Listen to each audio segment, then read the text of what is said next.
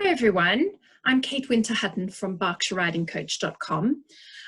So I work full-time in franchising as a business advisor, and I also run as a BHS accredited professional coach, my equestrian coaching business.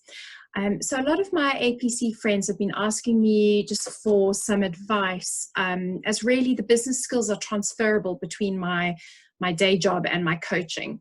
So one of the questions I've been asked lately is how am I able to get the best out of myself when working from home? So the company I work for actually does working from home really, really well. Many of our franchise owners have made the change from an office environment to running their own businesses from their kitchen tables. So I know how difficult this transition can be, and especially under the current circumstances, with the virus going around, a lot of us are now working from home where we wouldn't normally be. So I wanted to share my top 10 tips for getting through the lockdown lows while working from home. So firstly, getting in the right mindset. It's important to face the fact that conditions will be suboptimal, let's face it, but always remember this is temporary.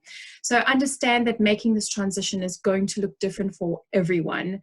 There are going to be kids, there's going to be animals running through the video conference screen when you're doing an online training with your clients, and other distractions that all add a layer of complexity to the working day. So just understand that this is actually okay. Everybody understands. So creating your environment is the second point. Find a quiet space in your home and claim that as your workspace. There have been many studies that have shown that the impact of a clean and tidy environment has on your mental health. This is no different in a workspace. Doesn't only have to just be in your bedroom. If there's just one thing that you can change in a room to help with this, the benefits are really, really great. You'll find you're able to focus better, you're more organized, you can maintain that sense of calm as you work, and try to make use of the different areas in your home. For example, I might be at my desk for some really focused work, and then I might move outside to the patio to make a block of phone calls, for example. So the third thing is to create your routine. So to help you feel a little bit of normality, try to keep a similar routine to what you had in your place of work. For example, the timings of the breaks and your lunch, try to keep to those same timings. Be a little flexible, though, to work around your family's needs, but also to manage their expectations. For example, if you have children, you can say, okay, mommy's going to focus for an hour. And then when that hand gets to the 12, we can go outside and kick a ball in the garden. Some people are finding that's really working for them. Number 4 is to set boundaries for yourself. So make sure that you step away from your desk, away from your computer at lunchtime, and decide on the time that you'll end your working day as well. You have to be disciplined about this. Don't check your emails before bedtime. Prioritize spending quality time with family in the time that you have. What you'll actually find doing this is that your productivity will increase during the time that you've set for work. So number 5, set your goals for the week and day. What would you like to achieve by the end of the day? Organize your schedule into segments of time for each activity. For example, phone calls, focus time, video meetings, project time, and then just set realistic goals for each one. There's no point in setting goals that are not going to be achievable. For APCs, this could be studying for your next BHS exam. You could be getting on one of the Challenge Awards conference calls, designing your lesson plans, or you could actually be delivering training sessions online. And there's a few different apps available to do this. I'm using Zoom at the moment to deliver a Challenge Awards training to my clients after my working hours. So think about the time of day you're best able to focus on each task as well, because I find I'm better in the morning if it's a focused task that I have to complete. And then I sometimes find I'm a little more creative sort of towards the middle of the day. If I'm doing a creative or I have to design something, I'll choose that part of the day for that. Now, one of the things about being on lockdown is it's really hard to stay connected with your team if you have one.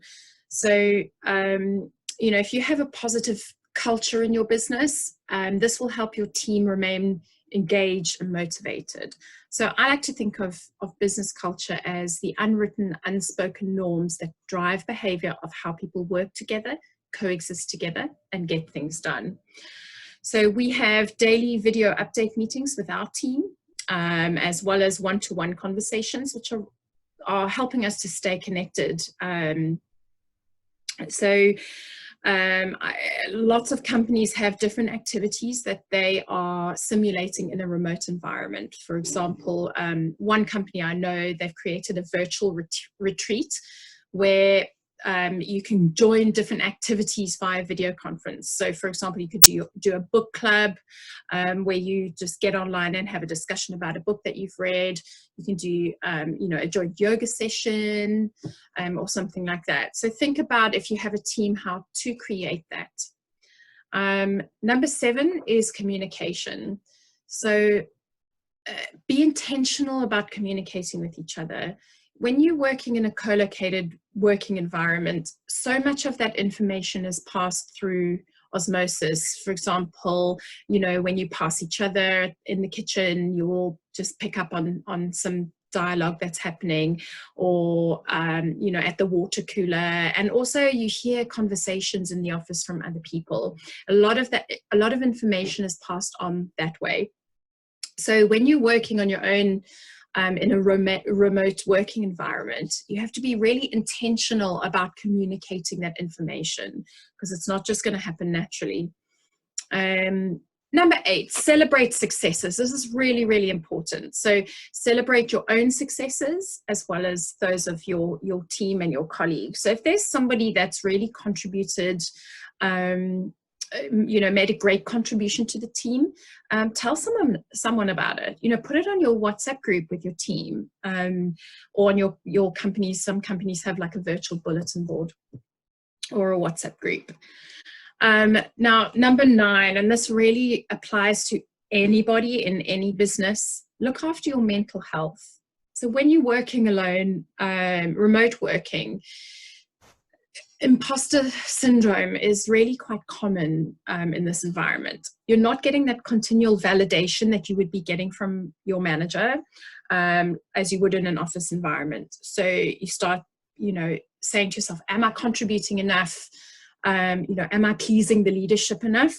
And you start to just overwork in a way. And before you know it, it's 11 p.m., you're in your pajamas and you're at your laptop. You will start to lose productivity if you do this. So learn to recognize if this is happening in yourself and take care of your mental health. As a leader, you need to also be able to recognize this in your team and put steps in place to provide that person with the validation that they need or the contact that they need, and just encourage breaks as well. So last but not least, number 10 is what's on your wish list? What do you wish you had time to do in a normal environment? Now's your chance to start that project. So, well, that's it from me. If you have any questions or would like me to cover any other topics, please email me at caitlin.winter@icloud.com.